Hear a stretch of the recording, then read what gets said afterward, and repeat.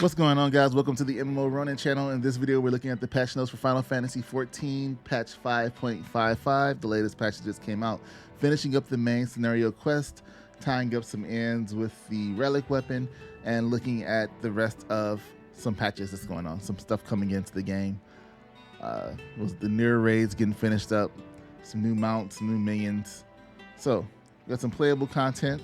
This is, when you see these notes, if you're confused about how they work, all when it has the numbers in it is just saying that this content that's being patched in is affecting like the 2.0 content or the 4.0 content, and that's why you'll see 2.0, 2.x, 4.x, 5.x there, because that means that's the content that's being affected by or the content that is for, like you'll see it in all of that stuff. Like this is just Shadowbringers content for this main quest, main scenario quest. So we got the new main scenario quest going on, the Alpha No and the guys standing around. Of course, they don't tell us, they don't want to give away any spoilers. We're going to have new Chronicles of a New Era quest for Yorha, the Dark Apocalypse. Is going to finish up the quest that's going on there with Konak and his messages. Probably will be sad. We got the Save the Queen Blades of Gunhilder quest for your Willock weapon. I'll be curious on how that ends. This blonde bunny back there. And it says the quest of Ruined Opportunity is a repeatable quest that may only be accepted once per week. Availability of this quest is reset every Tuesday at 1 a.m. PDT. Please note that 2 million metal is still required even repeating this quest. A ruled opportunity. Then we got some pictures here. What dreams are made of, spare parts, tell me a story, a fond memory, a done deal. The names of the quest don't really mean too much because, we don't really know what's going on in the quest. So we got some new side quests, some side quests for Triple Triad, and it looks like you get a cool mount. They got it over the water, so it looks like a water floaty. But I believe it's just a flying mount. You'd be on the back of a card. I almost want to call it a Hearthstone card. Maybe it's a Triple Triad playing table. That's what that is. The Triple Triad playing table. It's now a mount. You can go find this in the Gold Saucer, any class, job 1. You must have the card in hand achievement. New chapters have been added to New Game Plus. So now you can do main scenario quests for Shadowbringers Part 4 or in the Chronicle of a New Era quest for Yorha, the Dark Apocalypse. You can do those through New Game Plus. There has been some new housing items added from the contest entries that they had. The guys that designed these contest stuff do a really good job. They're pretty good at designing furniture. Maybe they should be furniture designers. This is a pretty cool house plant tree and some cool bookshelves in the shape of some characters, creatures of Final Fantasy. The wagon with the vegetables and bread, the spiral staircase that leads probably to nowhere. Is there just not an upper floor, but it's still cool. And this hydrangea bush, I believe that's what those are. That's also cool. Got some new orchestration roles and got some miscellaneous stuff added in here. We got new instruments that have been added. This is what I'm excited about, the guitars. I won't be able to pay that for that $3,500 guitar, but at least I'll be able to have one of these in the game, right? And I already have some thoughts for some songs that I might try to play in the game before people tell me to stop wielding on the guitar. I don't usually do the macros for stuff. I just try to play by ear.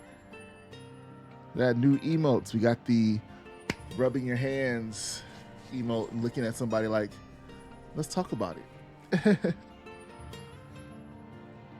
And then there's new hair designs from the winning hair design contest. A little side ponytail. Looks pretty wild. So in the battle system, they have some changes. The drop rate for the Diamond Gwibber Trumpet and the Cloud Deck Extreme has been increased. And the drop rate for the Emerald Gwibber Trumpet and Castrum has been increased, Castrum Extreme. For the Save the Queen's Blades of Gunhilder, the Plateaus of Zadnor have been added. Like the Bulgin Southern Front, Zadnor is a new instance encounter wherein players assist the Bulgin resistance in their continued effort to reclaim their homeland from the 4th Imperial Legion. Read on and learn how you can play a part in the final chapter of the Bulgin's fight for freedom. You're gonna have to be a level requirement of 71, Disciple of War or Magic, Item level requirement, party size 8 players, time limit 180 minutes. There'll be a new playing field is the requirements. That's a quest that you have to do. Players must first complete the main scenario quest, features rewritten, and have completed the Fit for a Queen quest. Duty-specific rules and features. The duty-specific rules and features of Zadnor are the same as those found on the Bulgin Southern Front, and then you can learn more about the Bulgin Southern Front with the link here they have from patch 5.35. 5.0, they've changed the maximum resistance rank for Bulgin Front. Has been increased from 15 to 25. 16 new lost actions have been added. Lost Blood Rage, which increases damage dealt by 15% and reduces damage taken by 5% per stack. Stacks increase with each use of a dash attack while effect is active to a maximum of 4. It's going to be for 18 seconds. Maximum stacks grant the effect of Blood Rush. Blood Rush effect increased damage dealt by 60% and shortens recast times by 75% and gradually restores HP and MP, and it's going to have a duration of 30 seconds. This can only be executed while in combat for Paladin, Warrior, Dark Knight, and Gunbreaker. Lost Excellence can instantly cures weakness and temporarily nullifies most attacks, while increasing damage dealt by 65%. Memorable will be applied when the effect ends. It's going to last 10 seconds. The memorable effect increases damage dealt by 65% while decreasing damage taken by 10%. And this is going to last 50 seconds.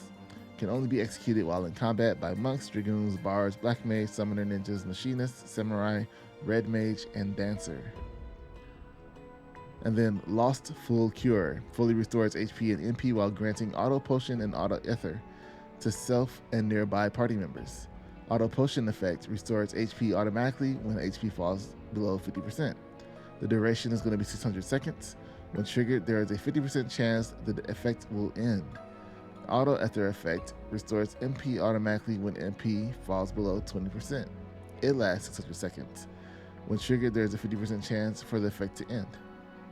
Spirit of the Breathtaker effect, chance for auto potion and auto ether effects to end, is reduced to 10% increased. This is for White Mage, Scholar, and Astrologian. They added some new fields. There's a resistance honor system that they've added. It says players who have reached the maximum resistance rank can receive honors to further increase their strength when undertaking duties in Save the Queen areas. The requirements are after reaching resistant rank 25 and completing the quest question marks, because they don't want to tell us the name of the quest. Speak with the resistance counselor and Zadnor. After amassing sufficient metal, players can speak with the resistance counselor to receive proofs of metal. These may then be exchanged for 3 varieties of resistance honors: Sons of Fortitude, Sons of Valor, and Sons of Succor. The number of proofs in your possession can be confirmed at any time via the HUD.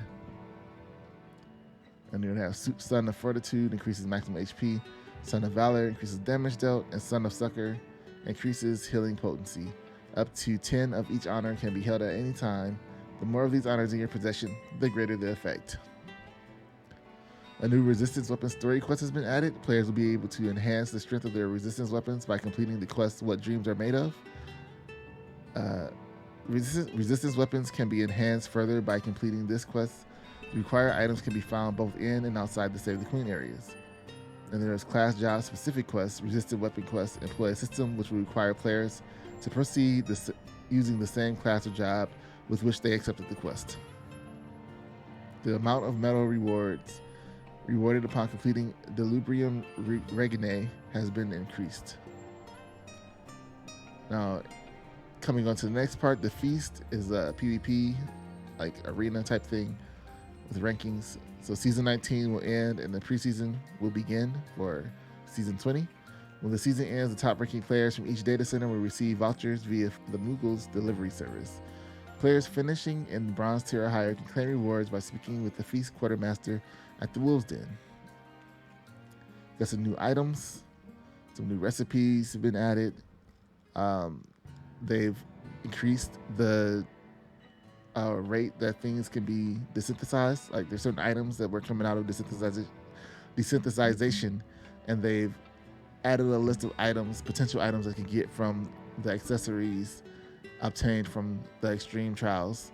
And there's a big list here from all of the ones that they have in the game so far. 5.x, the graphical effects for the Fisher primary tool Resplendent Tackle Fiend's rod has been adjusted. As you can see, it just glue at the end, or just had a glow at the end, and now the whole stick glows. They've added some new big fish to fishing holes in Nordrand regions. New mounts. This looks like a 2-person weird bike hover mount. It's kind of interesting. I'm not quite sure how it works from this angle that they're showing it at. And there's new chocobo barding, which makes him look like a leather courier. They've also added some new minions, more than just this one. 5.5 had new minions, so 5.55 is adding this minion here. As far as the system goes, new achievements and titles have been added. The party list will now be sorted automatically when the number of party members changes during an instance duty. And setting descriptions under display settings in the system configuration menu have been adjusted for PS4 and PS5. The following text commands have been added. Ring hands to ring your hands, and motion to perform motion only. Both text and motion will be displayed when no sub command is specified for ring hands. They added some new trophies to the PlayStation 5, and there's new music and sound effects that have been added.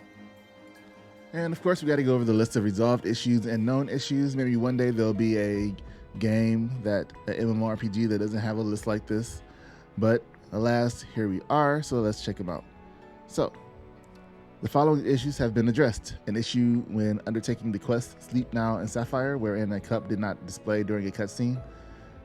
For PlayStation 5, An issue wherein the age of Menensis Sas Lanafus noted in his field record entry was incorrect. His age was erroneously written as 45 years old. This has been corrected to 55 years old. So far, these issues. An issue wherein the age of Mikoto Jinba noted in her field report was incorrect. It says she was 29, but has been corrected to 24. I'm sure those characters will be happy that their ages right now. An issue wherein the hairstyle early to rise caused clipping with a certain gear when playing as an aura.